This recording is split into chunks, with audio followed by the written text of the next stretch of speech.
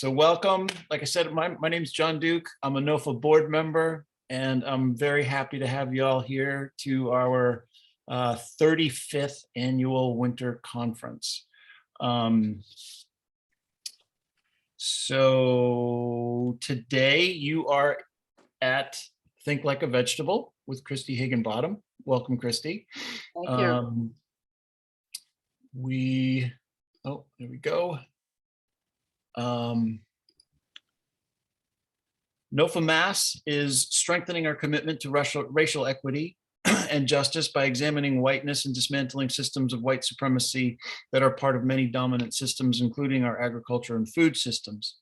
We also want to honor the indigenous land stewards who are the original occupants of the land that we are currently living, farming, and residing. Please use this link to find your area on the farm and area you farm and live, and identify the original stewards of those lands. I will, just a brief thing, I've got these links. I will post them into the chat once I get done reading this. I'm not a very good multitasker. Lastly, we want to call on everyone, especially our white allies and co-conspirators, to action on a few items to assist BIPOC-led organizations. Those actions are listed on this slide. Also, there are 2 events taking place for Spanish speakers and for BIPOC members. We want to thank all of our sponsors who make our conference possible, and I encourage you to purchase from them. And when you do, let them know that you appreciate their support of NOFA Mass. Those are our sponsors. I'd love if you guys would take a look at the online auction, which can be found at gorallyup.com. A winter auction. There's some great items, and typically they go for a pretty reasonable price. Please also take a moment to explore the virtual vendor marketplace, where there are a lot of great information and some generous discount codes for conference attendees. Most importantly, we want to thank you, our NOFA members, for making all this happen. I am going to stop sharing my screen and introduce our speaker today, who is Christie Higginbottom. Christie, I don't know if you want to, well, let me introduce you and then you can share the screen here. So Christie Higginbottom, she is coordinated the horticultural program at Old Sturbridge Village for over 30 years. Researching, planning, and planting kitchen gardens, ornamental gardens, and the village herb garden collection. Now retired from full-time work, she continues to teach home gardening classes and to consult on historic gardens. So with that, I welcome Christie Higginbottom. Okay, and I'll share my screen. Yeah, I decided to call my talk Think Like a Vegetable because I wanted to emphasize what I can call plant empathy. I have had the advantage of having several wonderful teachers and mentors who used this approach, and it was very valuable for me in developing my skills with vegetables. And I enclose a quote here from Barbara Damrosch's book, The Garden Primer, which I think sums it all up. Good gardening is very simple, really. You just have to learn to think like a plant. And so that's the approach I'm going to be using with my material today. And I wanted to start out by what I like to do is have people have plant empathy the same way we have empathy with other people, that if we can come to know our plants in a way that helps us understand their individual desires, their individual needs, then what we can do is we can avoid stressing vegetables. And that's one of the best ways to maintain an organically healthy garden, I believe. Stress, when vegetables, just like us, when they are under some form of stress, they're much more susceptible to disease and insect problems. In fact, I read an article one time that talked about the fact that particularly moisture stressed plants, because they have less moisture in their systems, their sugars in the plant are more concentrated, and this actually makes them more attractive to insect pests. You know, we might think that insects would shop like we do to choose the most healthy vegetables, when in fact, they often will choose the least healthy vegetables for their needs. And so keeping our plants healthy can help us to avoid insect and disease problems, and thus avoid the needs to introduce any kinds of undesirable pest controls or undesirable disease controls for our plants. Stress, of course, on a plant will cause it to reduce its yield. So we'll get less of what we're looking for with our vegetables if they're stressed. And stress also will encourage premature flowering and seeding in many plants. A plant's main goal, its contract with Mother Nature, is to reproduce, to produce seeds in order that it will be able to continue generations of its kind. And so when a plant is under stress, what that means is it has to work harder to complete that goal, to finish that contract with Mother Nature. And stress will make it feel it has to do that more quickly. And this is why, as I'll mention with some specific crops a little bit later, why many plants under stress will go quickly to the flowering and seeding stage. And that's not always desirable with things that we're growing in our garden, as I'll note in a bit. So the first thing to be aware of with most vegetables is one of the things that can cause the most stress is a lack of sufficient sunlight. And I know, because my garden is somewhat sunlight compromised by some large trees, that this can really affect the success of your vegetable growing. Most of the vegetables that we commonly grow need 6 to 8 hours of sunlight to do their job well. You can think of it this way: for a vegetable that is deprived of sunlight, sunlight is in fact, of course, the plant's energy source. I always tell kids when they visit with me at the gardens at Old Sturbridge Village that they should have huge admiration and respect for plants, because they know how to use solar energy. They've been doing it for millennia, and we as humans are only just beginning to figure out how to best use that energy. For a plant that needs a lot of sunlight in its life cycle in order to perform well, robbing it of sunlight is sort of like for us having the power go out and having to try and cook meals and maintain our lifestyle without the electric power that we depend upon. So this is one main key, and I'll just introduce it here because it's a fact of gardening. I think it's important, first of all, for us to get to know the vegetable families, because if we can understand about those vegetable families, we can understand that just like human cultures and human families, vegetable families have certain things in common.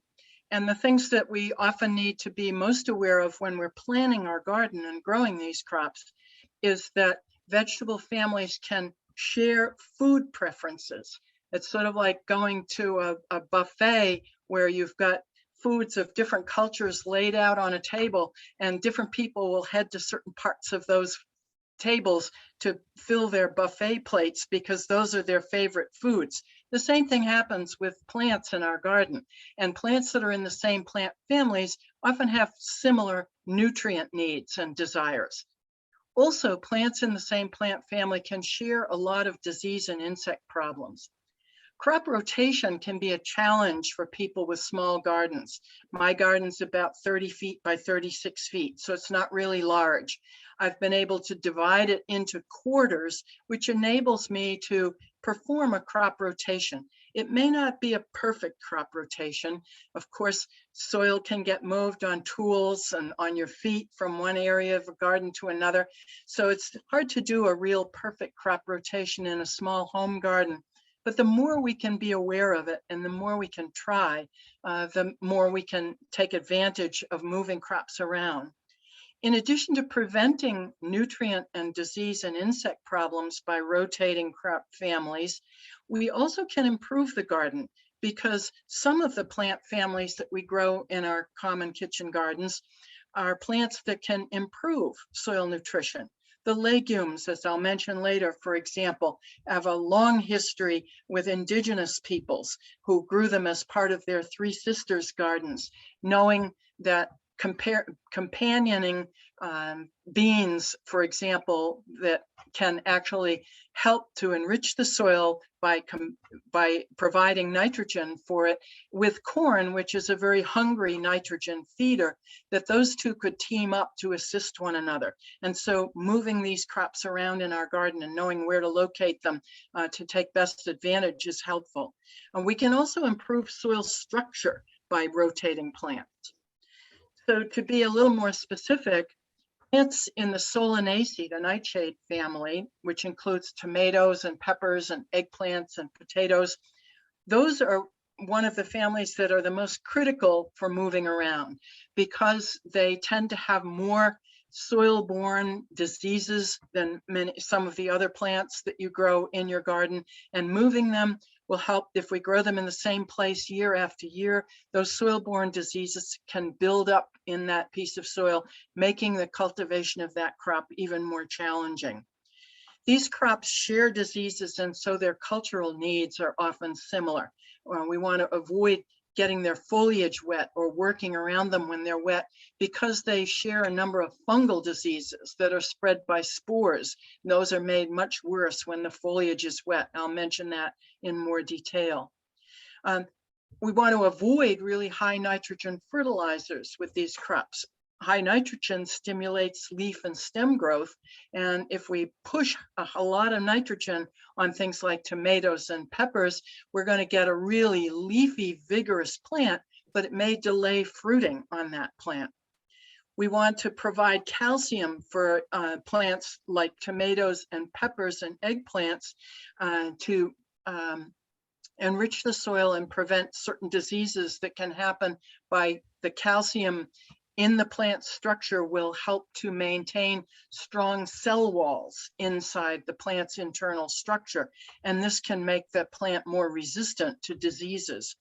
But the one exception in this family is the potatoes. They don't want to be limed. They prefer soil that edges a little bit more on the acid rather than the alkaline side. The other critical plant family to rotate in the garden are the brassicas, the cruciferous or cabbage family relatives. And this is a big plant family. Most of them are very hardy in our gardens, includes a lot of popular plants. They share some soil-borne diseases, such as one called clubroot, which can cause a dense packing in the root of the vegetable, which prevents the circulation from operating the way it should. And this disease can remain in the soil from year to year. So moving the plants around on a hopefully 3-year, but as long as you can manage it, a rotation will help to reduce the prevalence of that. These plants also share several insect pest problems. Flea beetles love them, especially when the plants are in their tiny seedling stage. And several moth larvae are apt to lay their eggs on these plants. And I'll talk about some preventive measures for that in a little bit. These are very heavy feeding plants.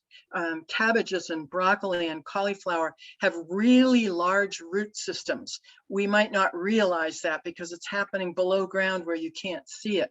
And so these are plants that need quite a bit of space to accommodate those roots. And those large root systems make the plants really hungry. They need nutrients in the soil. And because they have big root systems, they eat a lot and eat quickly. And so what that can mean is that as they are growing, we can't depend just on the fertilizers we added to the soil before planting or transplanting our crops. We need to side dress, that is, add some fertilizer, some compost, some well broken down manures to the top of the soil as the plants are growing, and particularly when they're starting to produce, to enrich the soil and give them a boost.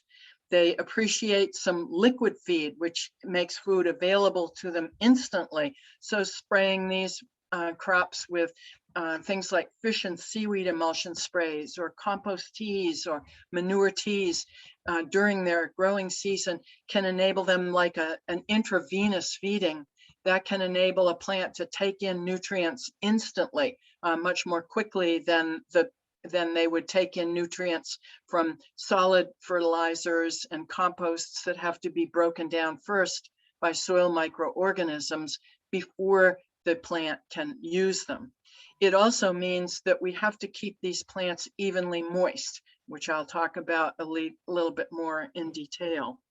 And adding lime and calcium to make the soil alkaline where these plants grow will help to prevent the clubroot disease from taking hold in them. So they share a number of needs and concerns that make growing them together in a single place in the garden and then moving them together in the garden a good idea. And I mentioned that some plant families can actually be benefits. So moving them around can benefit the soil.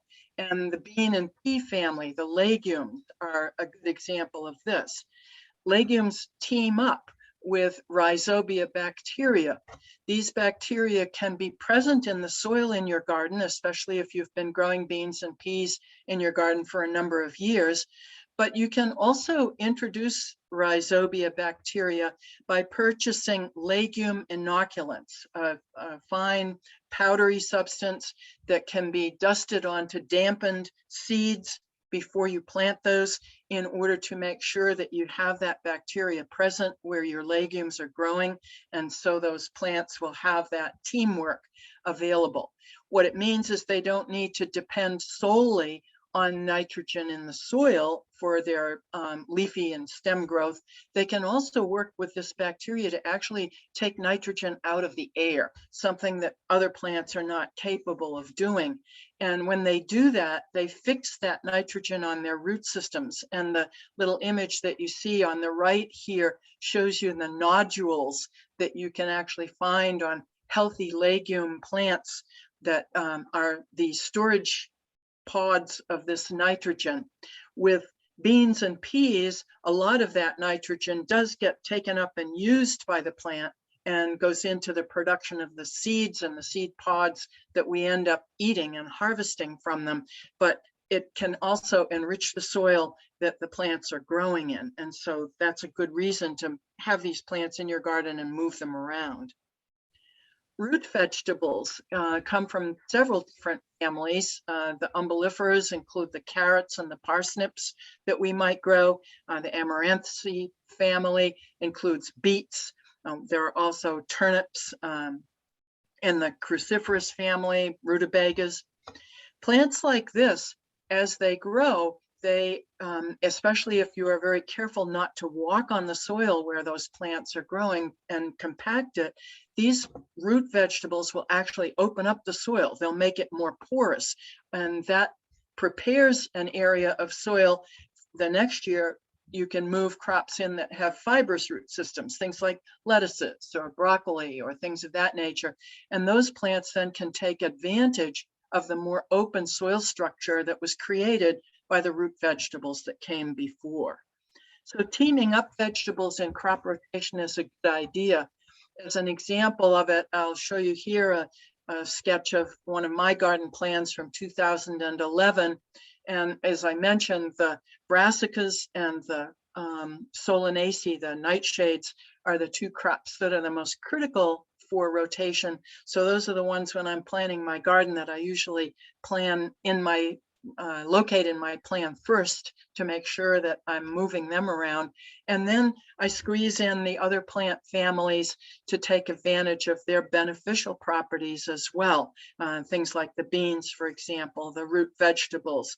And so I think making up a garden plan with these things in mind, this is a good time of year while we're shut down indoors to get out some graph paper and plan out our garden, thinking about some of these kinds of needs. The tool that I have enjoyed using is a website that you can join called growveg.com. I don't do Facebook or a lot of other computer-based programs, but I did subscribe to growveg.com. It's not an expensive subscription, and it allows you to utilize their garden planning tools. and they're very helpful. You can store information. I won't go into all kinds of detail about it here and take up too much time in this talk, but one factor that they use is that if you're making up a garden plan, and as you can see up here where my garden plan includes cucumbers, you'll see the background and squash. The background showed up as pink, and that let me know that in the past 3 years, closely related vegetables have been growing in that area. So this garden planning tool will alert you when you are putting crops where their relatives have grown in the near past. So it can help you to facilitate your planning. The basic information that you're going to need to become more familiar with each of your crops, I suggest good seed catalogs and seed packets are a wonderful source of information. Some seed catalogs, paper catalogs, I keep on hand from year to year, even when I'm not ordering vegetables from that seed company, because some of them have such excellent, really concise, comprehensive plant information in them. And as an example here, I've got the section on lettuce from the Territorial Seed Company's catalog, one that I recommend as a good source of information. You can see all of the each category of information that you need about planting the plant, about its ongoing culture, about the difference between direct sowing and transplanting it, common insect pests, and other factors are covered in a nutshell fashion. So when you're getting ready or you want to reference a particular crop just to refresh your memory or to help you with your planning, you can easily open up that seed catalog, and there it is all very quickly. And again, seed packets too will have a lot of really good information on them from responsible seed companies. And 4 companies that I would highly recommend, there are a number of others that have good catalogs and seed packets out there, but 4 that top my list include some New England companies like Johnny's Selected Seeds up in Maine, High Mowing Organic Seeds in Vermont, Fedco Seeds in Maine. Territorial is a West Coast seed company, but as I mentioned, I think their catalog is really valuable in terms of the comprehensive information that it includes. So some of the basics for understanding what our plants are going to need, first of all, after the sunlight, is food. So feed the soil and the soil will feed your plants. This is one of the basic mantras of the organic gardener. We know about the importance of feeding our soil with organic materials, with maintaining a healthy soil microorganism population that are what I call the cooks in the garden. They're the ones that are preparing the meals for our vegetables. So keeping them healthy, giving them the raw materials that they're going to need in the way of composts, rotted manures, organic fertilizer blends to enrich the soil before we plant in our gardens to make sure that's underway. And then also top dressing, as I mentioned earlier, and liquid feeding. We oftentimes will prepare the soil early in the spring, and then we tend to think, okay, I fed my plants, that's all set for the year. But plants are going to the table and eating and using that food. Some of it can break down in the soil, and if the plants don't use it, it can leach out with water. And so it's going to be important to maintain soil health to continue to feed our plants. And plants are going to need food just like us. We need our food the most when we're working the hardest. And so when plants are beginning to ripen fruits, when they're making their maximum growth, those are times when they need extra food. They may have used up nutrients on the plate, and they're now going to need some extra supplies. By top dressing, we can add more that will break down slowly. If a plant shows a real nutrient need, like yellowing leaves, for example, then we can liquid feed, and that food will be available right away because it's already in the liquid form to keep those nutrients available. And just a very quick, this is a real simplified breakdown of our basic fertilizers. I haven't got the time to go into a whole in-depth fertilizer analysis in this program, but just a basic. Nitrogen is going to provide the green growth for our plants. So plants, obviously, where the leaves like lettuce are really important to us, are going to be plants that we want to make sure have plenty of nitrogen. But all plants are going to need some nitrogen to form that plant structure and the leaves that they need to photosynthesize. Phosphorus has a strong benefit for roots, flowers, and fruits of plants.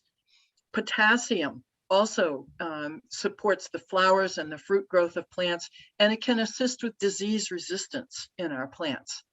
Then trace elements also are important, and specific plants have their own specific needs for these. So you need to track those down. Again, I don't have time to go into a lot of detail for each of those, but calcium, which builds strong cell walls, magnesium, boron, which is more important for particularly for beets, but also for broccoli, sulfur, and other trace elements are critical. And the best way to get a good sense of where you're at, the baseline, of course, is a soil test before you add a lot of fertilizers to your garden. I find that preparing a garden and with a traditional, what are called garden beds, is a good way to ensure to meet some of the needs of our particular vegetables. So a typical garden bed is about 3 to 4 feet wide. That makes its width small enough so that you can work from either side of that bed without having to walk on it, large enough to allow you to grow a substantial amount of a particular crop, spaced as its needs. But this will keep the soil loose. It will prevent compaction of the soil. It allows you to introduce nutrients as needed. Once these garden beds are established, then it's easy to maintain by not walking on them. It's easy to maintain the proper soil tilth without excessive turning of the soil. We are now only, for me, I know after all my decades of gardening, the whole no-till gardening concept is one that I have recently introduced into my garden techniques in my own garden. And I find that the traditional garden bed allows me to, when I need to loosen the soil, to do it with minimal turning of the soil, just using forks to loosen the soil rather than doing heavy duty spading in my garden. Water is another real key for crops, and there are things that we need to understand about that. First of all, as I mentioned earlier, food is not available to plants until it's in a form that can be dissolved and taken up by moisture. And so if we allow the garden to completely, the soil to dry out, that means the plants can't access those nutrients in the soil. And so what we do when plants go from dry to really wet, to dry to being really wet, we stress those plants because they're going from one extreme to another. What we want is a more consistent moisture in the soil. And there are a couple of things you can do to achieve that. First of all, the composition of your soil is going to be critical. And so if you have a soil that holds too much moisture, that can be a problem because a soil that is waterlogged has no oxygen in it. And so growing plants whose roots need to be able to access some oxygen, growing them in a soil that's totally wet is like people having to try and survive with their heads underwater. It just doesn't work. So one of the solutions to a soil that both is too wet and a soil that doesn't retain water well, one that's perhaps sandy, is to add compost to the soil. It's odd that one ingredient can solve both those extreme problems, but it does. The compost can hold moisture, but it's porous, and so excess moisture drains away and doesn't remain.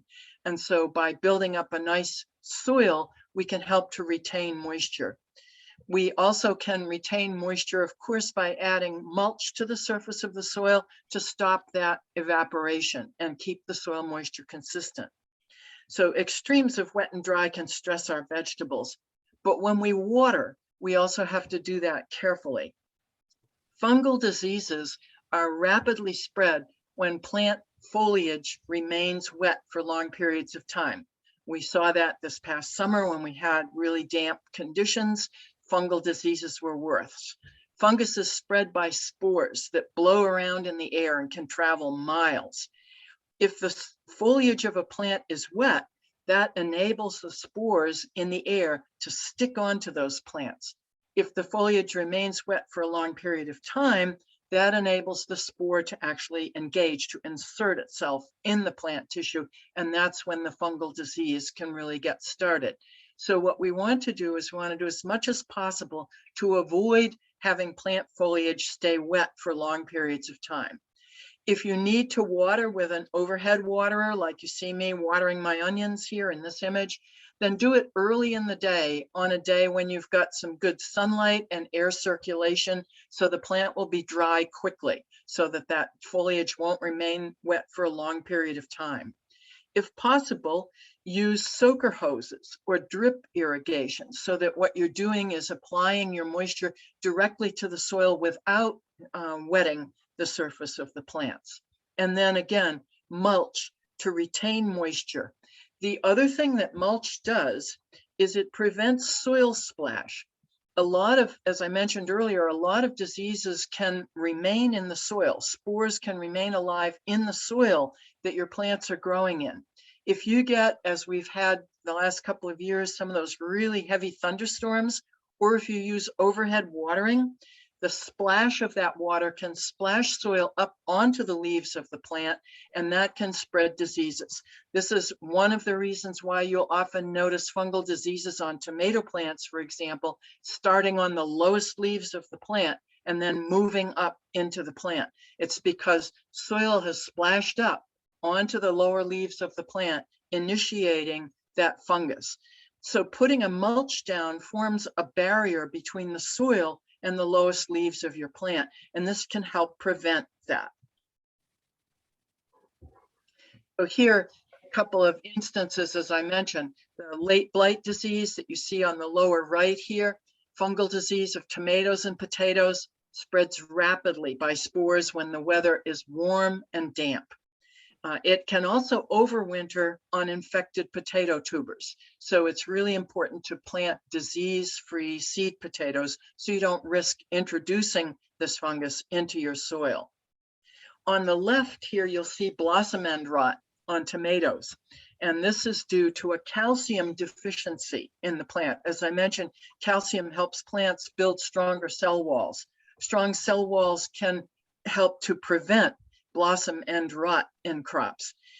Calcium deficiency can happen when there isn't enough calcium in the soil. And so this is why, for example, I crush up eggshells and put them into my planting holes when I transplant my tomatoes. You can also use lime if you're not risking making your soil too alkaline, or bone meal to add calcium to your soil. But the only way a plant can actually get that calcium is when the calcium is dissolved in water. And so if your plants run dry, then they're not going to be able to access the calcium, even if it's there in the garden. So a water deficiency, water-stressed plants can be more susceptible to things like blossom end rot because they just can't get that calcium that they need. So here in tomato plantings, for example, showing you a couple of ways that you can help to prevent some of these diseases. Mulching, I use chopped leaf mulch around my tomato plants. You want to apply that once the soil has heated up so that you don't keep the soil too cool. Tomatoes like a warm soil, but we'll keep the soil, let the soil warm up, and then when the plants go in the ground and the soil is good and warm, we'll top the soil off with a good mulch.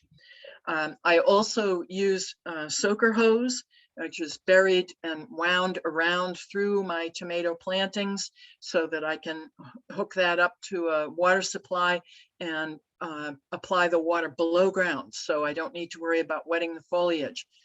Also, recycled bottles, plastic bottles, make a great way to add moisture to plants. You can poke a bunch of holes in a recycled bottle, submerge it in the garden soil, and then just fill that up with water, and that will provide a slow drip of moisture down close to the depth of the root system of a plant. I've used that with plants that like constant moisture in my garden, like celery, for example, to keep that moisture there all the time, even when other plants don't need that much moisture. And it is a way to add moisture without soil splash. I use rain barrels. These rain barrels, each one of them, they're recycled olive barrels, so they were previously used for a food purpose, so I don't need to worry about any risks with them. I can take advantage of water right off the eaves of my roof. And one of the things I can do is just hook my soaker hose up to one of these rain barrels, and I get a slow drip irrigation without having to worry about making sure that I use the protective systems you need. If you're hooking a drip irrigation up to your main house water system, you need to make sure that you have that protected so you don't get a backflow into your water system. Using the rain barrels, then I don't have to worry about that. The downside of rain barrels, of course, is that when it gets really dry and you have no rain, you don't have any water in your rain barrels either. So they're not a total solution, but when you have that water available, they're certainly helpful. The temperature is another thing that we need to learn for each of our plants to help work with them companionably. Some like it hot, things like tomatoes, eggplants, peppers, squashes, melons, cukes, beans. These are the heat lovers in our garden. But there are a lot that really like it cool. Peas, lettuce, broccoli, cauliflower, cabbage, radishes, kale. These are crops that we can grow when the weather is cold, even many of them when there might be frost, because that they don't mind that.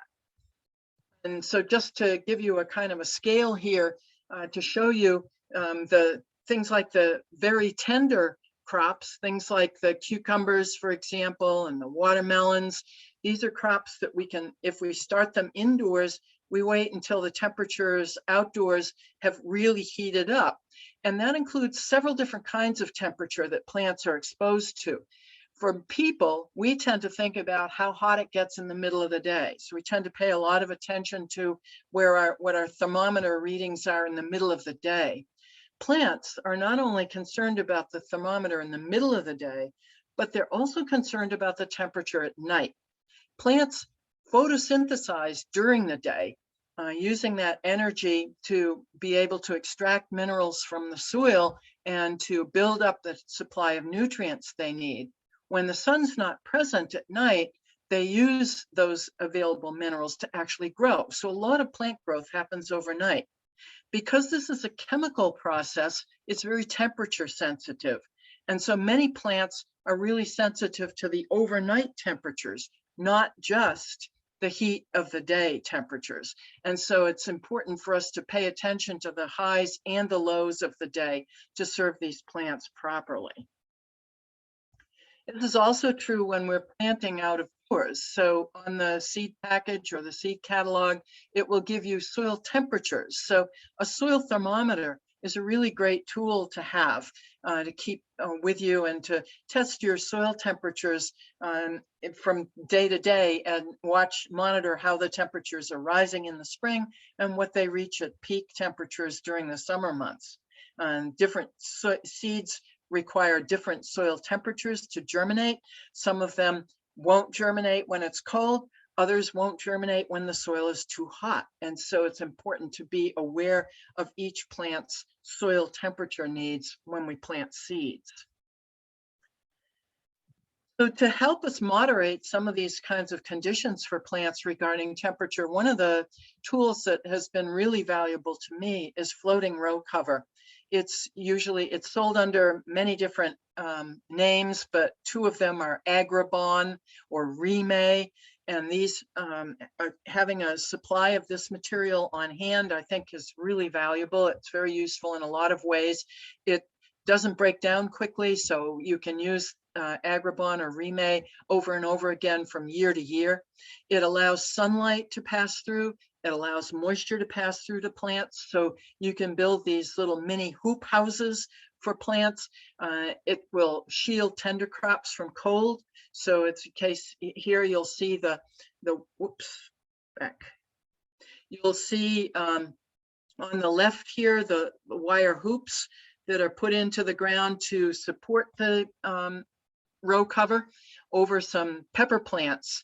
If you put in, pepper plants are great heat lovers. They don't like to get chilled. And if there's a danger of chilling overnight for these plants after they've been transplanted, we can make a little hoop house of remay over them, put that on to keep the temperature, moderate the temperature around those plants in order to protect them from chill. The remay also will protect crops from insects. We can build a little hoop house over the plants, and if we're really careful to tuck the edges of that fabric into the ground around the plants, it will exclude insects from coming into those plants. And with specific plants, I'll mention in a little bit some of the particular plants that this is really helpful for. Crop spacing is another plant need that we need to observe. Plants need various different amounts of room. If plants are crowded, then they're going to suffer not only from competition from other plants for nutrients and water, but also if they're crowded, they'll have poor air circulation. And that's going to mean that if we get a rainy summer like we had this past year, plant foliage isn't going to dry out as quickly as it would if plants were spaced out and they got better air circulation. It also can mean that plants won't get the sunlight they need because other neighboring plants growing too close to them will shade them from that sunlight. Many plants have really large root systems, and the cabbage family is a good example. The root systems of broccoli and cabbage plants, if you've ever pulled these plants out of the ground after they're through growing, you'll be aware of how far and how large those root systems can be. Because we don't see them, and because these plants may be really relatively quite small when we transplant them into the garden, we easily run the risk of putting them too close together when we're transplanting. Transplanting tiny little broccoli or cabbage plants 12 inches or 18 inches or 2 feet apart when we set them into the ground can look way, way far apart when those plants only have a few leaves. But when they get large, and we're expecting them to, in the case of cabbages, form heads, and broccoli and cauliflower to head up, if they're too close together and their root systems don't get the adequate nutrients they need, or if they feel crowded, then they won't head up. They won't proceed to the next stage of their growth. They'll just keep stretching, getting taller and taller without forming any heads. One way to assist with space needs of a plant, especially when you have a small garden, with some plants is to grow them up instead of sprawling them on the ground. And this can be very useful, particularly with things like cucumbers, for example. A trellis, this is my cucumber A-frame trellis, which is made with an A-frame structure, and then with this nylon large netting that you can buy, and you can, again, like the remay, you can reuse this from year to year to year. And then as the cucumber plants grow, you need to guide them and train them, weave them through this nylon netting in order to keep them up above ground. It not only saves space in the garden, but it also protects the fruit because it won't lie right in contact with the soil. So it won't be vulnerable to certain slugs and other soil insects. It also will prevent them from rotting from too wet soil. And if you're growing the long kinds of cucumbers, growing them upwards so that the fruits hang down as they grow will create nice long straight fruits. So trellising cucumbers has a lot of advantages. Speaking of cucumbers, one of the other things that's important to be aware of in working compatibly with our plants in the garden is the need to harvest them regularly. And this is particularly true for crops that we grow for their fruit. We may not think of tomatoes and beans and peas and cucumbers and squashes as fruits, but botanically speaking, a fruit is the soft part of the plant that is made to contain the seeds. Now, from the plant's point of view, as I mentioned earlier, its goal, its contract with Mother Nature is to produce seeds, to reproduce. And so once a plant feels like it has reached that goal, then it has accomplished its goal with Mother Nature, and it can start slowing down, just as we would feel, if we had finished our contract, we would feel like now, okay, we can take a rest or go on vacation. but you don't want plants to do that. You want them to keep producing. So as you see here on the right, you'll see a mature cucumber. This is too ripe for most of our consumption. But if we leave it on the vine, if we say, oh, you know, I'm not going to harvest that because it's just too old, it's going to be too tough. But you leave it on the vine, from the plant's point of view now, what's happening inside that overripe cucumber is seed is maturing. The plant is aware of that.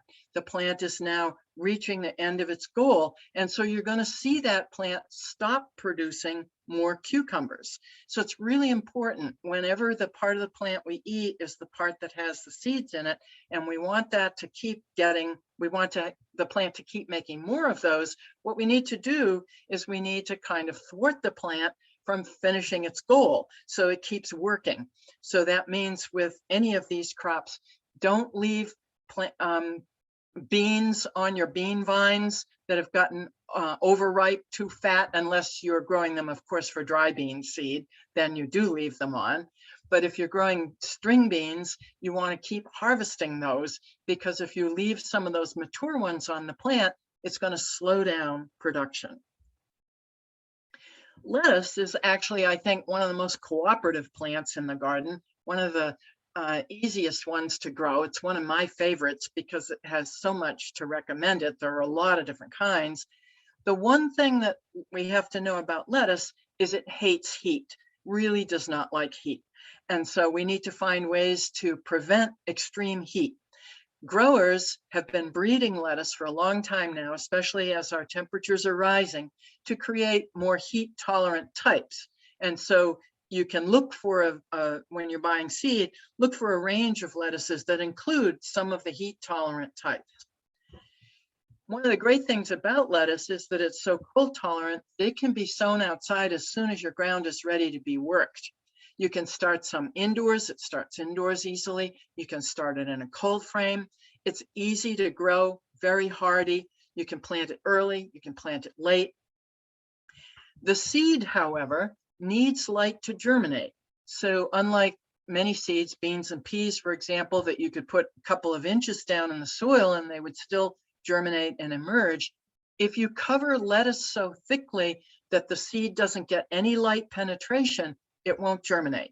And so if you've ever sown a package of lettuce seed in the spring and it didn't germinate, you might have blamed the seed supplier for poor seed, but it might have been that you covered it too heavily. So keeping in mind that lettuce seed needs some light to germinate, cover it lightly. That also means that you've got to be regular in your watering of that seed, because since it's so shallow, it can dry out really quickly. So we have to be sure that we're constantly keeping our lettuce seed area moist to get it growing.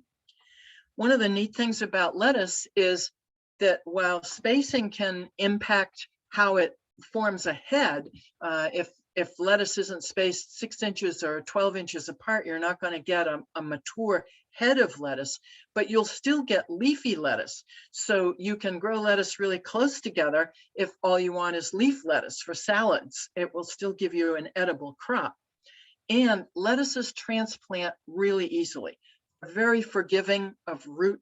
Of course, we want to be, when we transplant anything, we want to be careful about its roots, that we don't stress them by letting them get dried out while we're transplanting or damaged.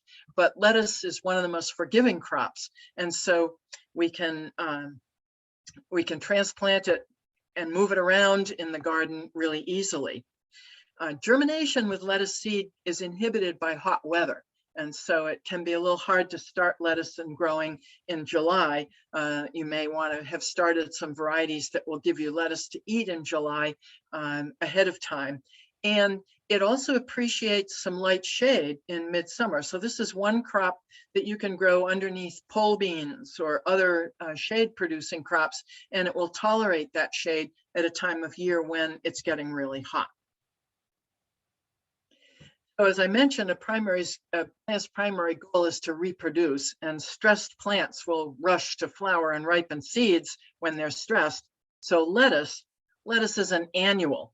It only has the one summer season to complete its contract with Mother Nature. And so it's going to be under pressure to get that job done in one growing season. What happens then is the minute the lettuce begins to feel heat stressed, what it does is it shifts gears from producing leaves and it immediately bolts and produces that bitter tasting seed stem and goes to flower. And here's an example of that. So you can take, these are lettuce seedlings that I transplanted from a flat in which they were growing really closely under lights on my seed starting table. And I just sort of pulled a whole bunch of them out, stuck them in the ground. You'll see they're put pretty close together here. They will tolerate that. And this is what that same lettuce looked like in early July. It's not making heads, but it's making wonderful leaf lettuce. I can just go in there every time I want some lettuce for a salad or a sandwich and just cut out and harvest some lettuce. And because it will do this easily, it's a wonderful crop to succession sow. You can just keep planting it, plant a small amount, and then 2 weeks later, 10 days later, plant another small amount. It also can be tucked in among other plants because it transplants really easily. When you put out those broccoli plants that you had to space 12 inches or 18 inches apart, and you've got all that ground between them until they get bigger, just stick in some lettuce transplants all around them. There's really no need to have a separate big bed for lettuce. You can just start some small ones and then put them in wherever you've got empty space in your garden, and they'll be perfectly happy because they're ready to eat at any stage in their growth as soon as they're big enough to put in your mouth. I mean, you pay big money for those little tiny infant leaf lettuces that you buy in the plastic boxes. You can eat them at any point. So if they begin to be taking up too much space where they're crowding other vegetables, just eat them. And because they're so cold tolerant, they're a crop that you can use to extend the season in the fall. So I have a cold frame. I plant some lettuce seedlings in that in late September. And if I take care of that properly, I can be eating my own lettuce and salads on Thanksgiving Day. If you're lucky, maybe even at Christmas time. Now, onions are another crop that we need to be able to understand in order to grow well. Onions are very hardy. Onions are biennials. A lot of us aren't aware of the biennial life cycle of many of the crops in our gardens because we eat them the first year they grow. So when an onion grows up and makes a nice fat onion bulb, we eat it.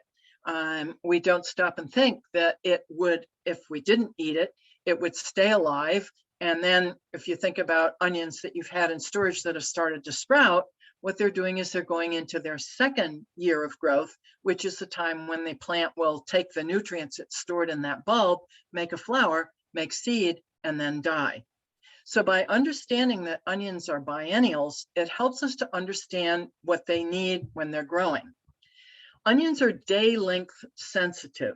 So what an onion does when the seed first begins to germinate, the seed pays attention to the length of the day. Actually, technically, it's paying more attention to the length of the night, but we call it day length sensitive.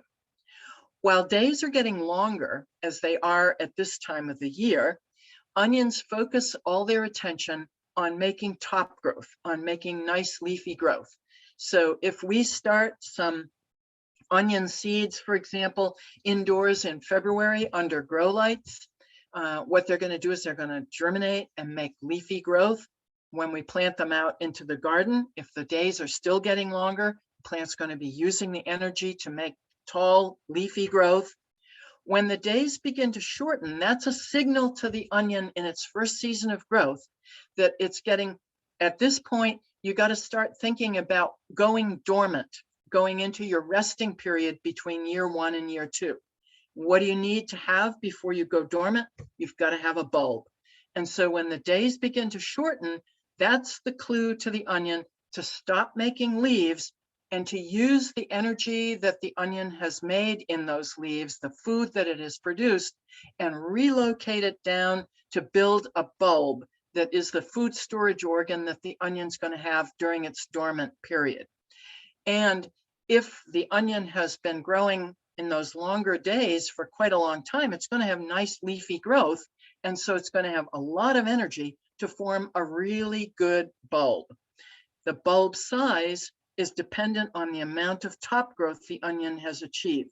So early planting is essential. Even if an onion has only a very minimal amount of leaves, it's still going to shift gears when the days begin to shorten. We often plant onion set. These are little onion bulbs that were grown and that were grown under crowded conditions to cause them to mature and to go dormant prematurely. These are sort of caught halfway between their first year as a biennial and their second year as a biennial. So when we plant onions from sets, what we want to make sure is that the onion is still thinking that it's in its first year of growth, that it hasn't finished that first year. When you buy onion sets, resist the urge to buy big, fat ones. Some of those may think they have actually passed into year 2. And when you plant them, instead of getting bigger onions, they will make a flower stalk and go to seed. And that won't be what you want. So choose a nice medium-sized, firm onion set to plant, and then you'll have better odds that the plant will be still living in its first year and won't bolt and go to seed too quickly. I plant my onions, as I mentioned earlier, by growing them indoors as seedlings and then transplanting them out into the garden, usually around the middle of April. They are plants that can stand to be really crowded as very tiny seedlings. So I can grow them only about 1/4 of an inch apart in some seed flats under lights. And then, as you see, a handful of seedlings here. I protect the roots while I'm transplanting by keeping them in moist soil so they don't dry out, but they'll tolerate transplanting pretty well. Transplanting is always a bit of a shock to a plant. You can sort of imagine if you were a plant and you suddenly were uprooted from one growing medium and your roots stuck in another growing medium. So now you're going to have to get yourself established again. So we have to realize that no matter how resistant a plant is, like lettuce or onions to transplanting, it's still going to be a little bit of a shock, and we need to help them along in that regard. So we can prepare them, if we've grown them inside, by a couple of weeks of moving them outside to get them used to more sunlight, to get them used to more air movement, to get them used to temperatures that are going to be a little chillier than what they experienced indoors.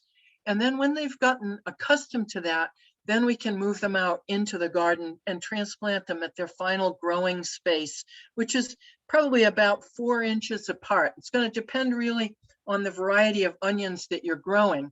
With any crop, especially with below ground crops like onions and root vegetables, you want to imagine the width of the finished desired plant and then plant out so that there's enough space below ground to achieve that. So if you want to grow Ailsa Craig onions like I like to grow, here's one. The mature Ailsa Craig onion is about 5 inches in diameter.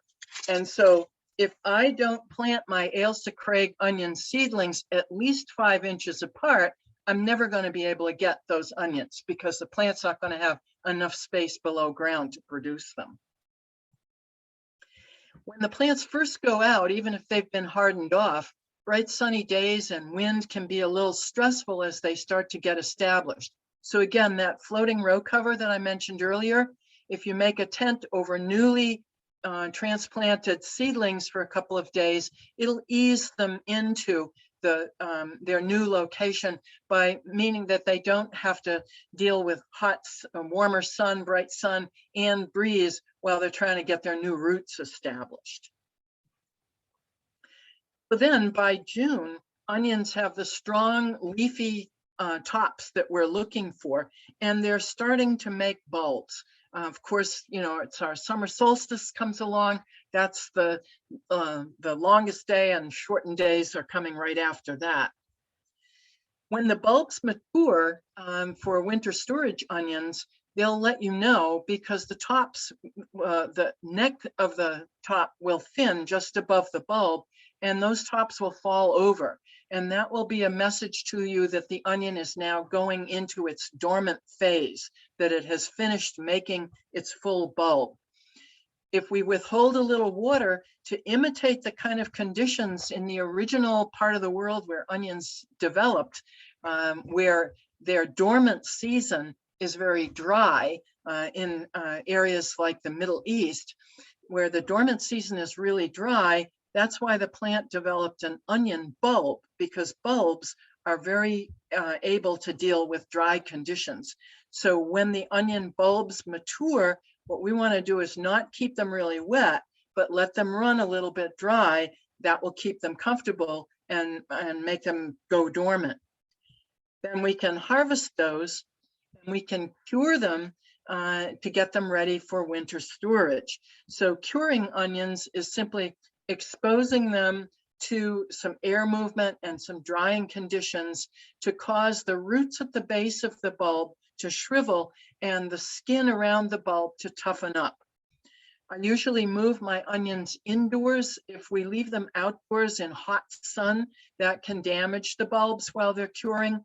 So I move them indoors to an area inside my barn where I can open the door and have good air circulation around them while they're curing for about 14 days or so before we can braid them up and prepare them for winter storage in a space where the conditions will be dry, not too wet, cool, and dark, and that will keep them dormant.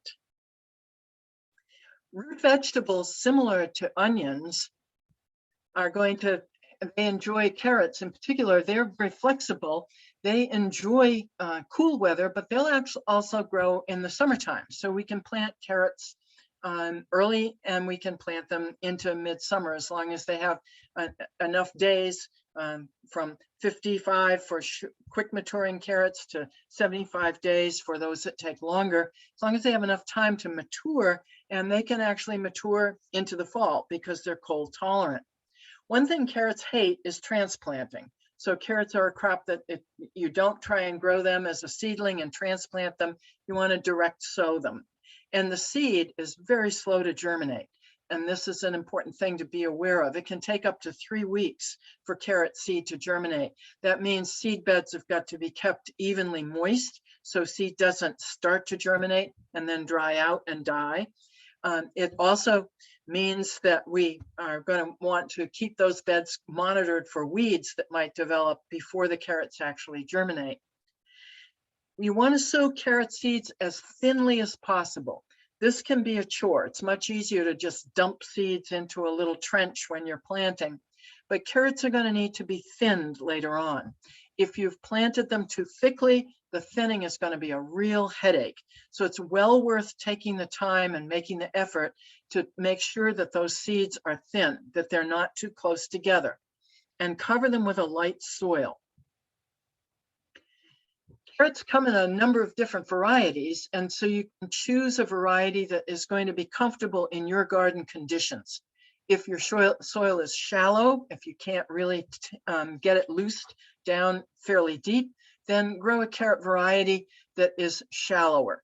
A Danvers half long, as its name suggests, was developed in Danvers, Massachusetts back in the 19th century for farmers who were tilling in soils that couldn't be tilled really deeply. And so this is a carrot that will tolerate a wide range of different kinds of soil conditions and grow well. You want to make sure that you have chosen a variety that works well for your particular area. And you want to avoid compacting the soil because pressure on the soil will make it difficult for those roots to develop. Also, avoid fresh manure on carrots. Fresh manure can make carrots get really hairy on the outside. And thinning is the big key, as I mentioned with the onions, with the carrots as well. So you're going to, when they first emerge, as you see in this photo, you may have seedlings that are really close together. If you want a carrot whose root width is eventually going to be between 1 and 2 inches, then you're going to want to be sure that your carrots are spaced at least that far apart. So you can either pull seedlings or cut them off. It's best to do your thinning of any crop as young as possible, because when you thin, when you pull out a plant to thin it, to remove it from a row, its roots are going to be tangled up with the roots of the one that's going to stay behind. So the act of thinning can stress out the plants that you leave behind. The bigger your plants are when you thin, the more likely you're going to be to stress the ones that are left behind. So if you end up having to thin plants that have gotten over large, it's best to cut them off at the soil surface rather than pulling them out. And this is what you get when you thin carrots properly. You'll have enough size to develop decent sized roots. Peas are a crop that love cool weather, and there are a whole lot of different kinds of peas. There are the traditional shelling peas where we remove the seeds to eat them. There are also the ornamental snow peas, and also the new sugar snap peas, where we can eat, with both of those, we can eat them pod and all. Actually, those are the best to grow if you have a small garden, because they'll give you the largest yield for the space in your garden.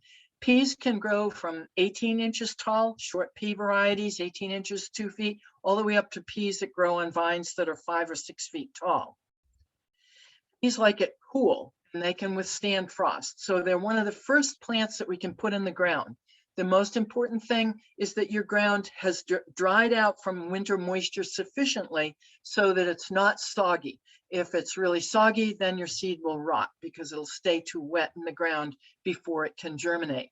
But cool weather, raised beds make your soil dry out more quickly in the spring, so that can help.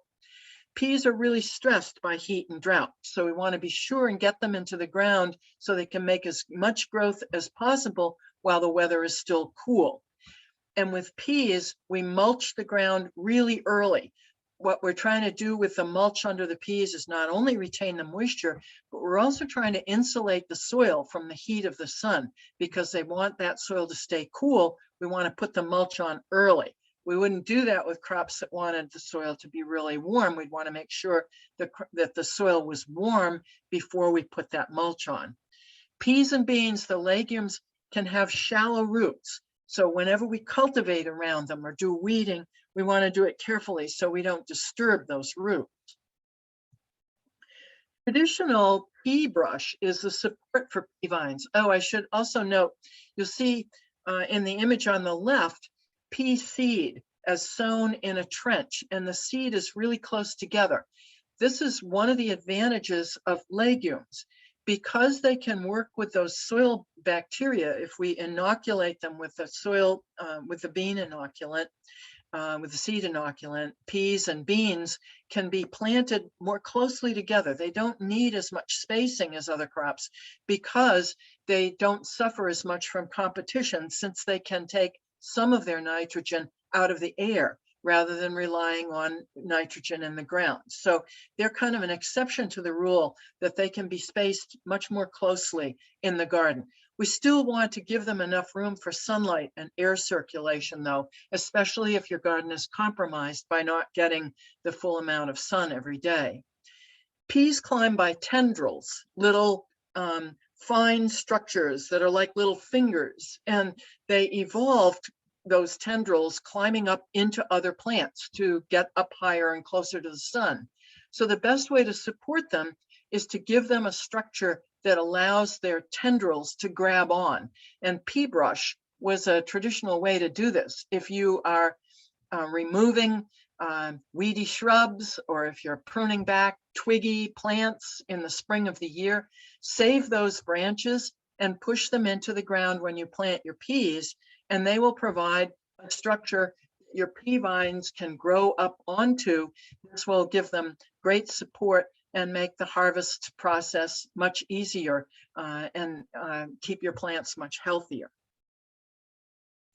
Beans are the other legume, of course, and unlike peas, they are not cool lovers. They'll be killed by frost. So they want a warm soil above 65 degrees, and they want warm nights above 50 degrees. Their seeds will rot if the soil is cold and wet.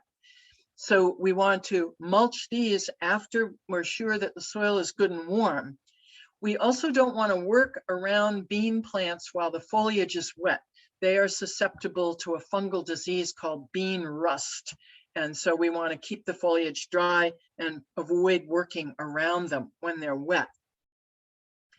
Here you can see bush beans can be planted really pretty close together, and they can be very productive. So as I mentioned earlier, it's important to harvest regularly when you're growing them for green string beans to avoid them from ripening the seed too much and stopping production. One of the most annoying pests for beans are the Mexican bean beetles. And like many insect pests for organic gardeners, we don't want to use aggressive sprays in our garden that would be damaging to pollinators. One of the best ways is to monitor your plants early on. Turn the leaves over and watch for the first bean beetles and for their egg masses. When you see an egg mass like the one on the leaf shown here, you've got 20 or 30 potential bugs in one egg mass. If you find those early on your plant and you can remove them or squash them, it's much easier than trying to track down those 30 insects once they've got wings and legs and can get away from you easily. Broccoli is now one of the most challenging crops for us to grow in New England. In my decades of gardening, I've had to completely change the way of growing broccoli since we have started to have the heat that we have now in June and July. In particular, it's not just the high daytime temperatures, but as I mentioned earlier, it's sustained high night temperatures that are impacting crops like broccoli. Broccoli is a crop that wants to form its flowering head, the part that we want to eat. It wants to form that while the temperature is still relatively cool, only about 70 or 75 degrees. Once the temperatures begin to stay consistently up into the 80-degree range, and especially if they get up into the 90-degree range, that's going to send a signal to the broccoli that it's going to have to ripen quickly. And so that temperature stress with broccoli, what it's going to do is it's going to cause the plant to go directly to flowering, not to make those nice big fat buds that we want to eat, but just to progress right through that stage to the flowering stage. So probably anybody growing broccoli around here has seen that happen. And we know seed companies are trying to develop varieties that are more heat tolerant, but it's still very challenging. So the secret with broccoli, again, is to get them started early enough. Unfortunately, broccoli not only hates it when it gets too hot, but if it gets really chilly, so if you put a broccoli transplant out that you've grown inside in your house and the temperatures dip down into the 40s, then the broccoli is going to resent that, and that can cause it to bolt too.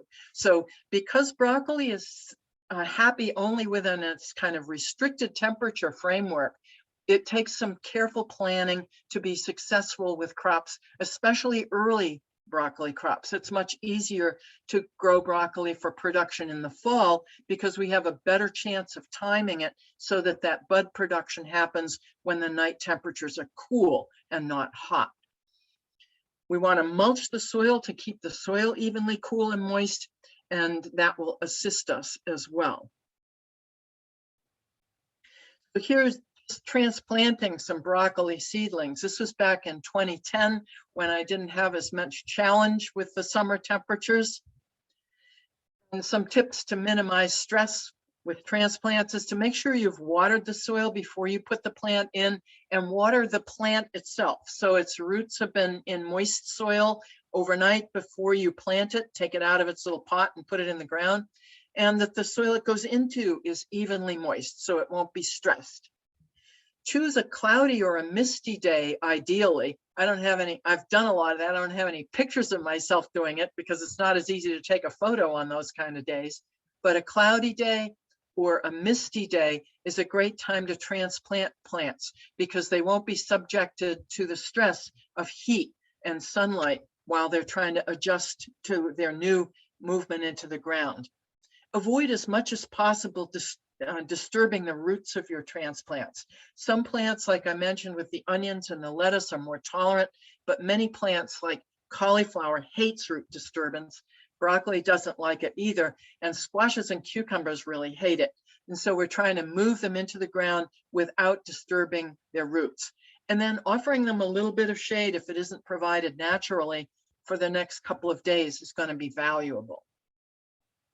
Cauliflower and Brussels sprouts can be even more challenging than broccoli because they're very heat sensitive. So start Brussels sprouts indoors no later than early April. They're going to need the whole summer to grow outside, and transplant them into very fertile soil. They're heavy feeders.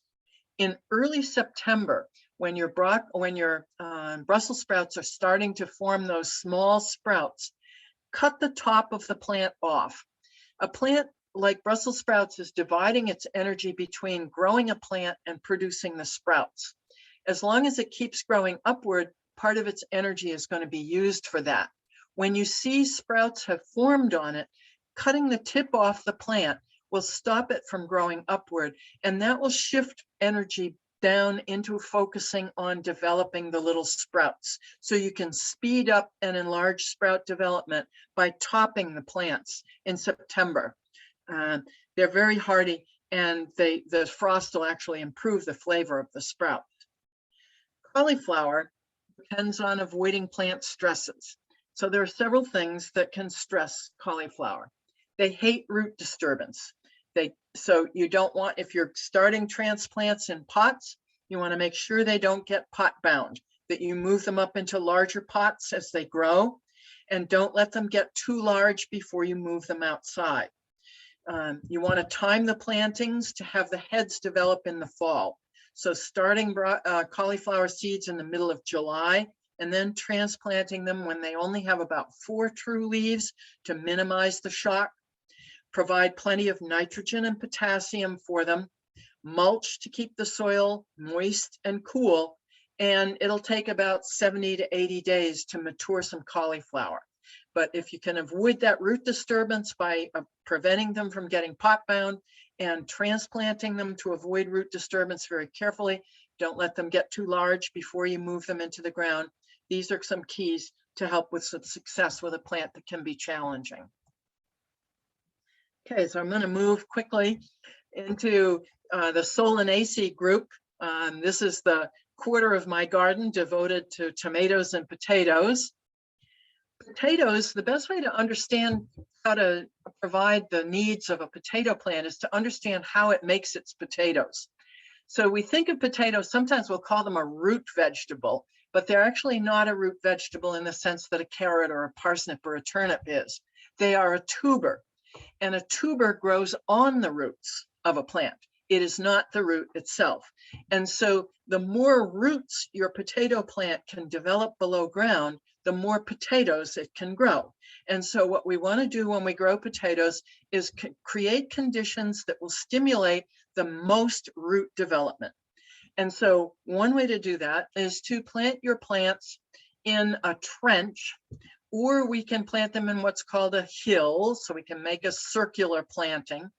We're going to put them down in the ground, making a planting area that's about 6 inches or 8 inches deep, and putting the seed potatoes down in the bottom of that trench, spacing them 11 inches apart to 18 inches apart, because they're going to need growth space to make a good root system. And then covering them at the first planting with about 4 inches of soil. And then putting these trenches 15 inches to 30 inches apart, again, to give the plants space. You'll notice in the image of my grandson here that we've piled up the soil from the trench next to it. And we'll put about 4 inches of that soil in on top of these tubers to start. And then when they begin to emerge from that planting, we'll begin to add more soil, building the soil up. And so what we're trying to do when we plant our, when we plant our potatoes, we're trying to create below the level of the ground and even above the level of the ground, more soil for the potatoes to make roots in. And potatoes, like tomato plants, are capable, if their stems are buried below the soil line, they're capable of generating more roots out from those stems.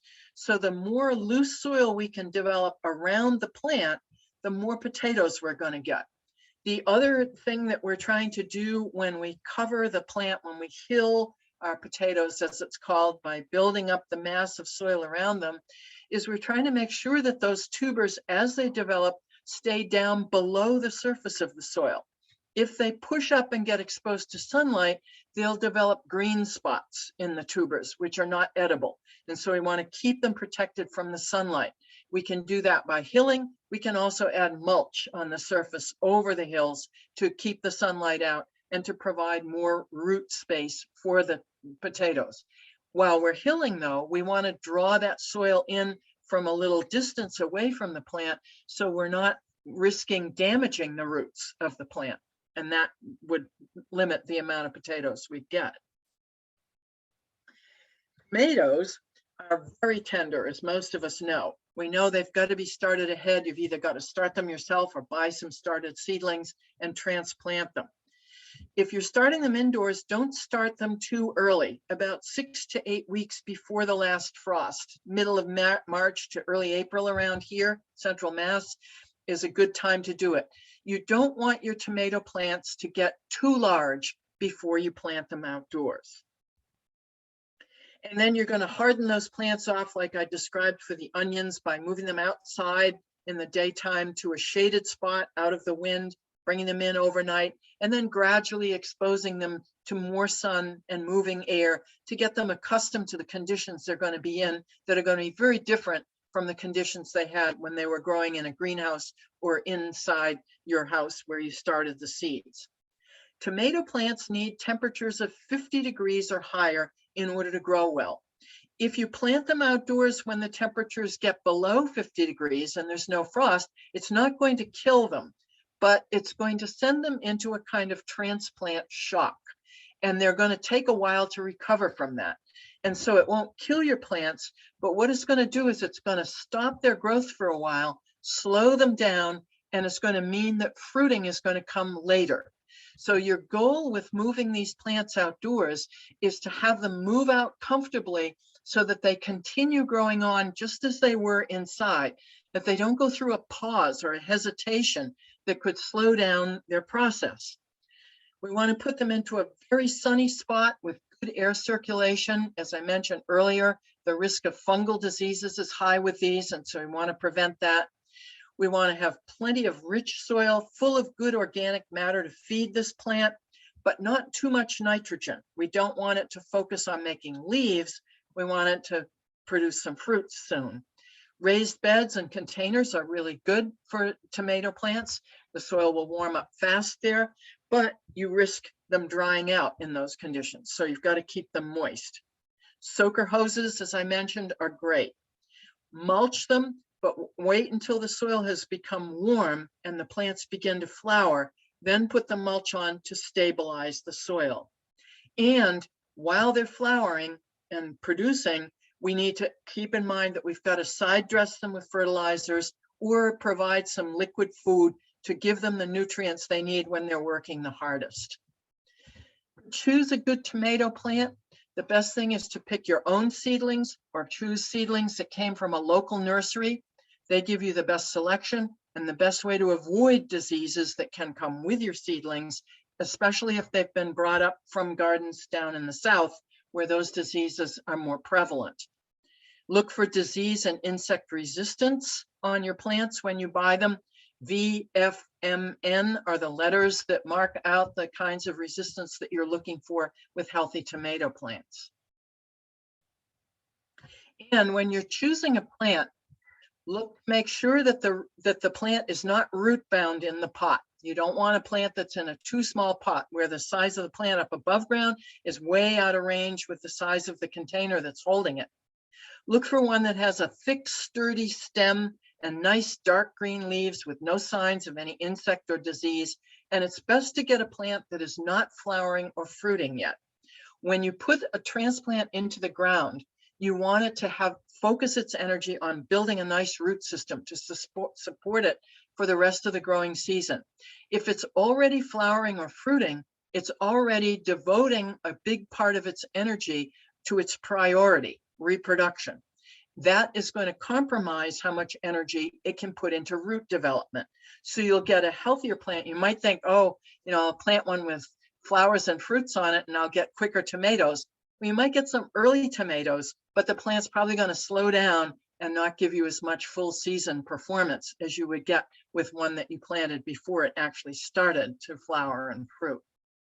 And like I said earlier, tomato seedlings can be set deeper when they're transplanted, whether you're potting them up indoors, like you see me doing here, from a smaller 6-pack into a larger pot to keep them growing well, or whether you're planting them outside. You can plant them deeper than they were growing. This is an exception to the rule that you would have for most transplants you are moving outside. Root-bound seedlings are definitely stressed. You want to avoid that with your own seedlings, and you want to avoid buying seedlings that are root-bound. Tomatoes come in a couple different types. The two main types are the determinate tomatoes and the indeterminate tomatoes. When I first learned about these, I remembered the term by remembering that determinate tomatoes are determined to reach a certain size and then stop. And so you see on the right, a determinate tomato variety is a shorter bush type. It grows up to a certain size and then it flowers, makes its fruit, gets it all over with all at once. And they're good for containers because they don't need as much support. Indeterminate tomatoes are kind of, well, I don't know when to stop. I'm indeterminate. So I just keep growing and growing. Keep in mind that a tomato plant is actually in its native habitat a perennial. And so a tomato is geared to just keep growing and growing like any perennial would do.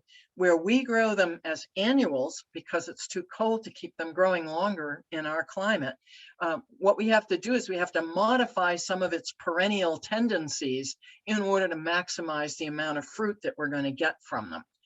Indeterminate varieties are going to keep getting taller and taller. As you can see in the illustration, they're going to ripen fruit gradually, starting from the bottom fruit clusters and moving up into the plant.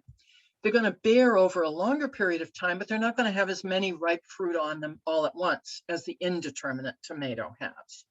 And they're going to need support. So keeping in mind how a tomato plant is going to grow, thinking of itself as a perennial, it's going to keep getting taller at the growing tip, and it's going to make suckers, side shoots, to make a bigger, bushier plant. What we're trying to do when we grow them is to limit that sucker growth, because we don't need the huge, huge plant to last for years. What we need is a healthy plant that will produce fruits. And so what we typically do is control sucker growth depending on how we're going to support the tomato plant to the number of stems that we can support, and prevent too much growth that would cause plants to not get enough sunlight and not dry out quickly. There are a lot of different ways to support tomato plants. Some very creative and artistic ways that you can support them in your garden. Traditional way is tying them up to stakes.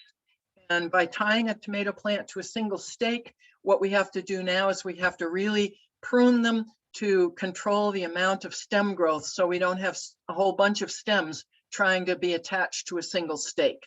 And so we pinch out side suckers and keep one central stem, and we keep tying that as it grows to make the support so the plant doesn't get hit by the wind and fold over and break. I like to use pieces of old bed sheets for my ties for my tomato plants. That way I can cut them the length that I need. They're soft and flexible and pliable, so they don't cut into the stem of the tomato plant as it grows. I just keep a stash of those on hand. Every time I go out in the garden, I tie them up and check the plants.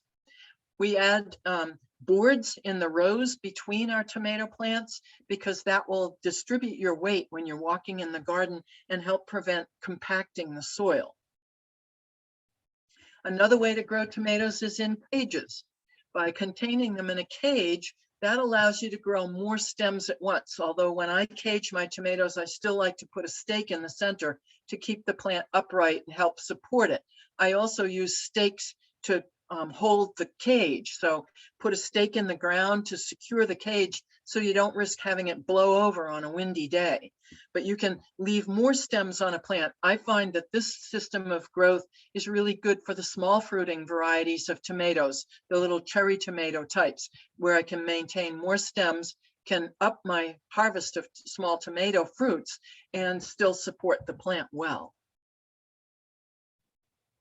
You can also trellis tomatoes, and it amused me that this is now considered a new way to grow tomatoes, when, as you saw in my earlier slide, it was recommended by Fearing Burr back in 1865, and we do it at Old Sturbridge Village. As you see, the tomato trellis on the left here is in one of our gardens there, and now it's coming back in as a great tomato growing method. It is sort of like espaliering a fruit tree. It allows you to spread out the stems to give you good sunlight and air circulation, and to also support the plant really well. You can control the number of stems by pinching, tie them as you would with stakes to the trellis structure, and it gives you a really good way, and also provides a decorative element in your garden. Okay, I'm running close to out of time here, so I'm going to move kind of quickly through the next things. The cucumbers and the melon family are plants that are all frost tender. They love the heat and they hate root disturbance. They're also monoecious. I'm going to skip ahead that. What is a monoecious plant, and why should you even care about that? Monoecious means in one house. Monoecious plants have their flowers have separate sexes. Instead of having both sexes exist in the same flower, the way they do in a tomato or a bean or a pea flower, they're divided into two flowers. So on a cucumber or a squash or a melon plant, you will have male flowers, like you see pointed out here, where the flower stem that attaches it to the pedicel that attaches the plant to the flower to the plant stem. And you will have female flowers where you will see, even in the very earliest stages of the female flower developing on the plant, you will see a tiny embryo of the fruit, the mature fruit of the plant, at the base of the flower.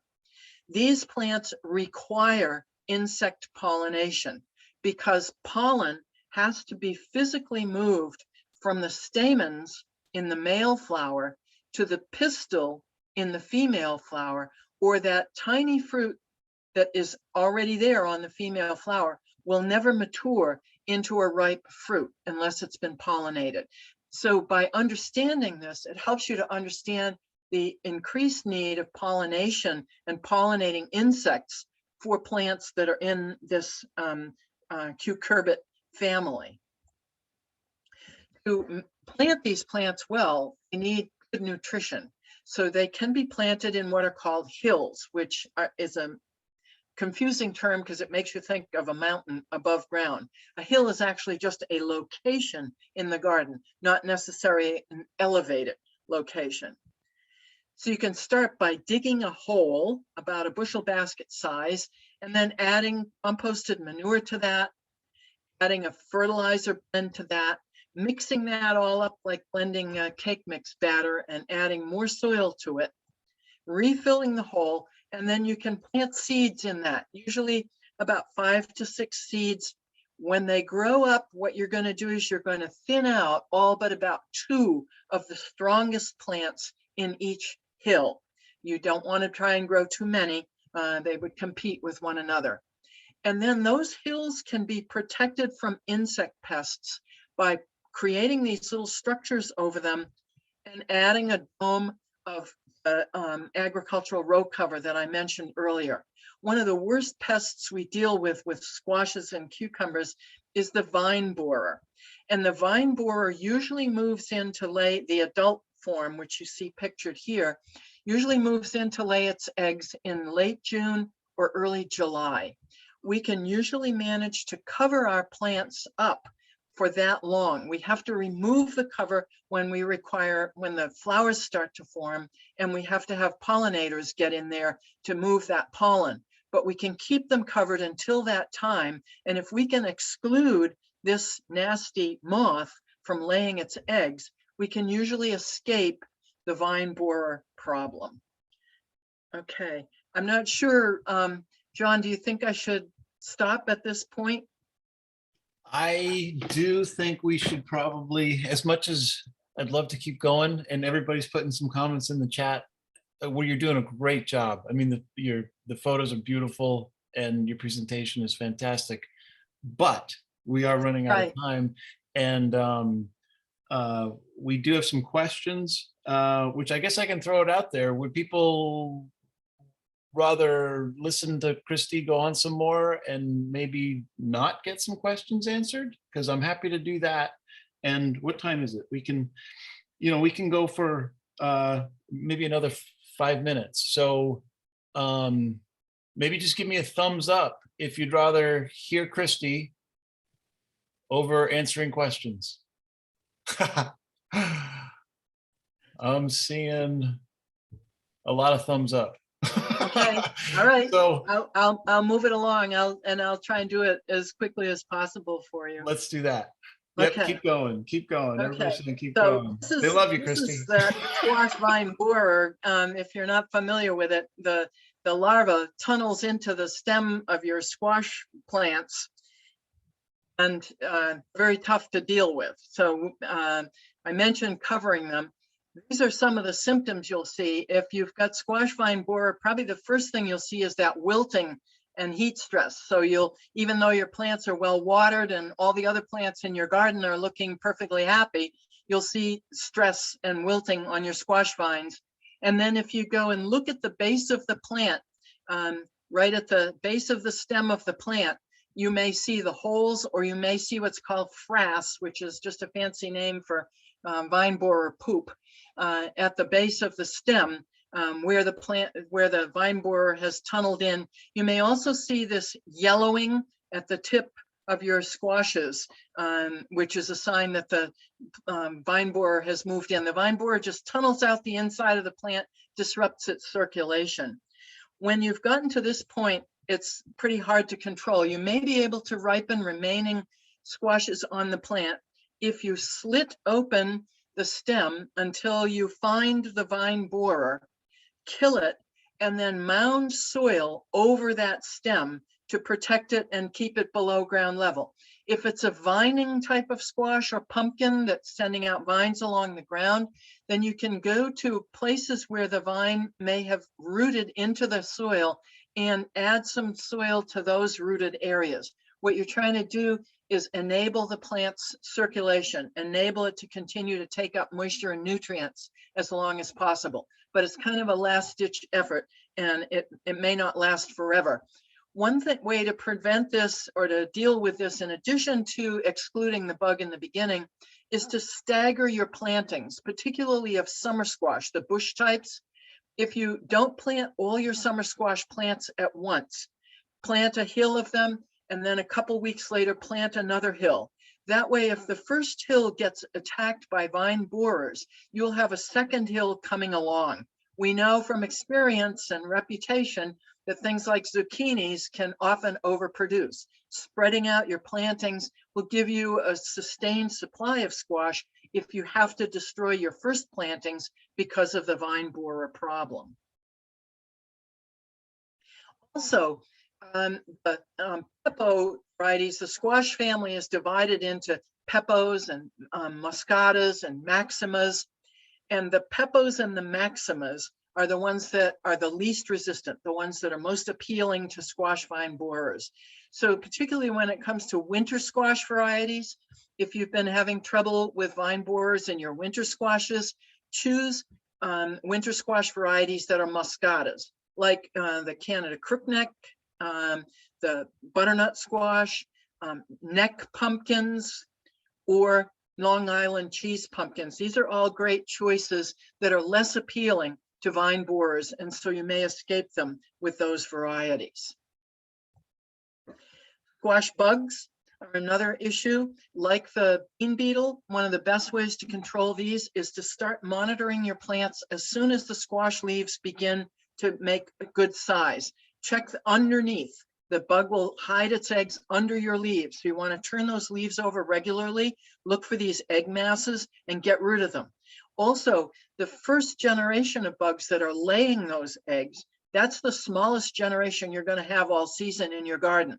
So if you spot these guys, take a dish of soapy water out with you into the garden and just tap them into that soapy water, or hold the soapy water dish under them, because when most of these insect pests in the garden, when you try and grab them, what they're going to do as a defense mechanism is they're going to drop to the ground. Some of them will fly away, but a lot of them will drop down. And so if you hold a mug of soapy water under them while you go after them, you've got a good chance of catching them in that water when they drop down.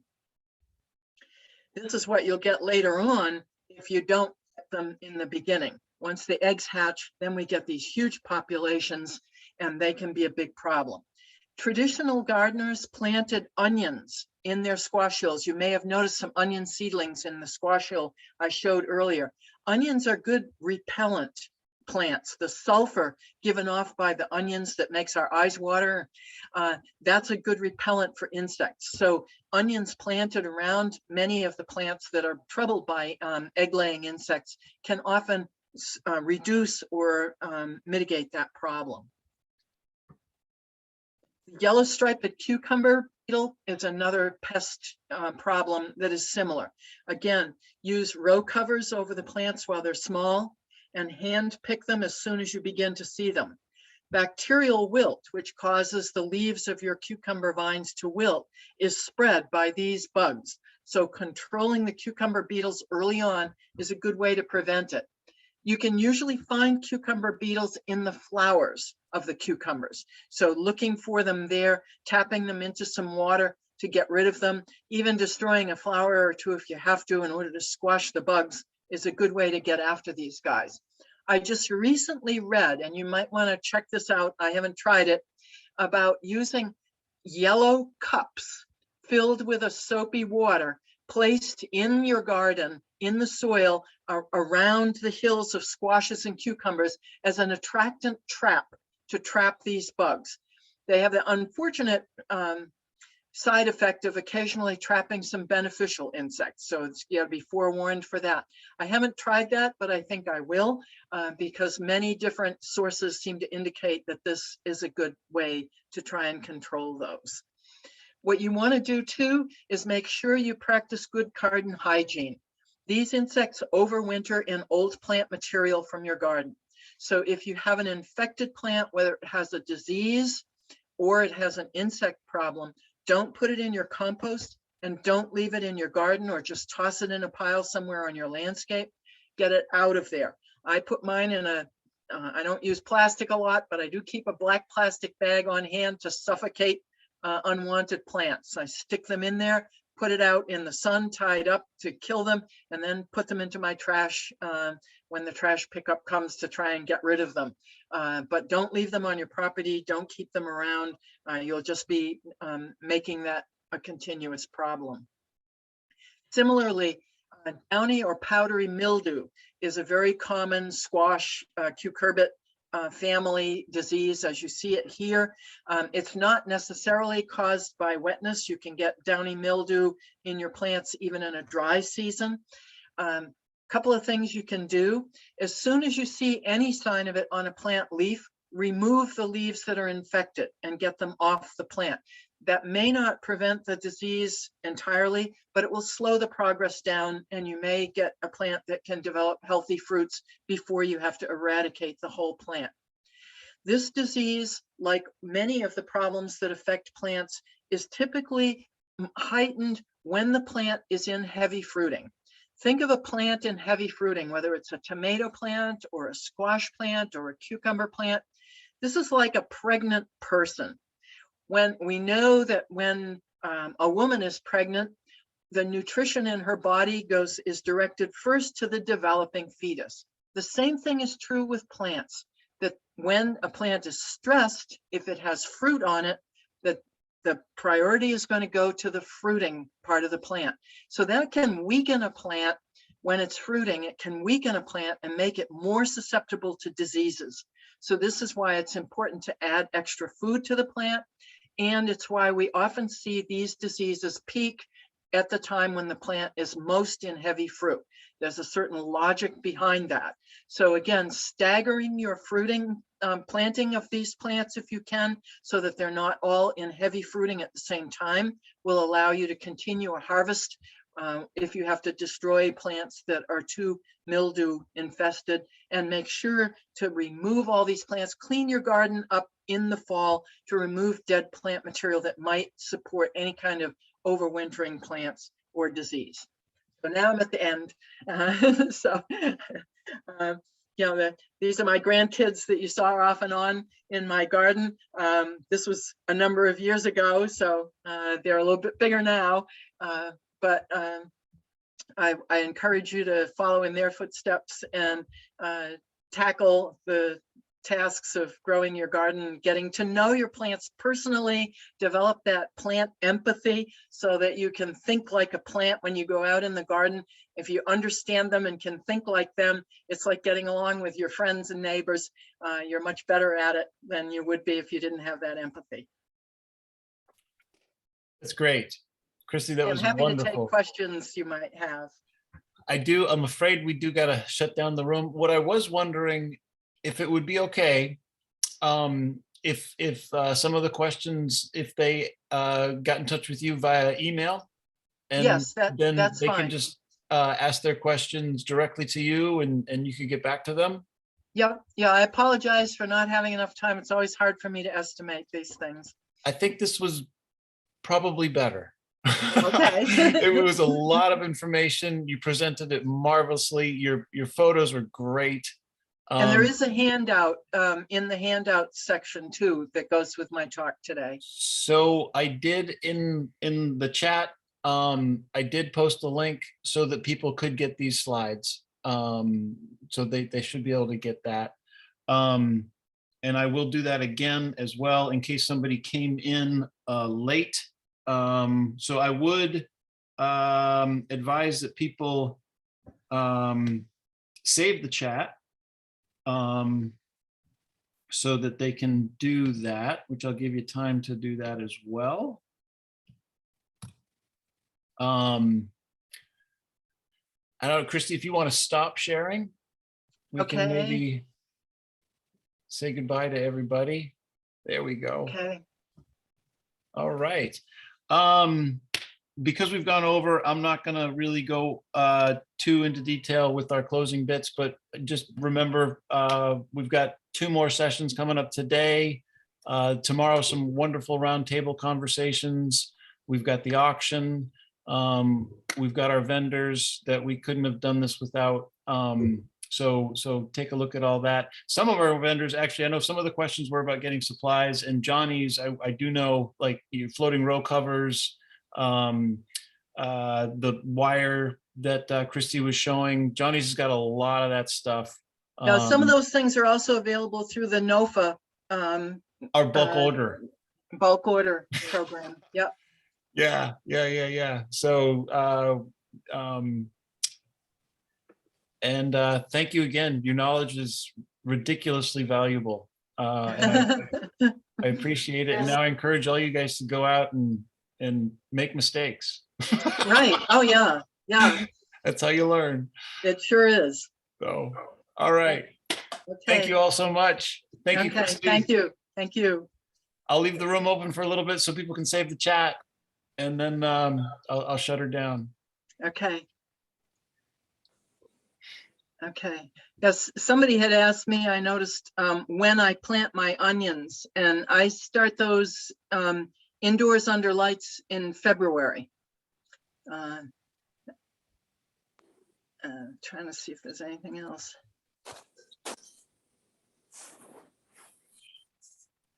Somebody asked about best mulch. I would say, what you have that's available that's a safe mulch. We use chopped up leaves that we chop up with our lawnmower and save in a stack because we have lots of leaves. But anything that you want to make sure, if you use things like grass clippings, that they haven't been treated with any kind of herbicides or anything like that.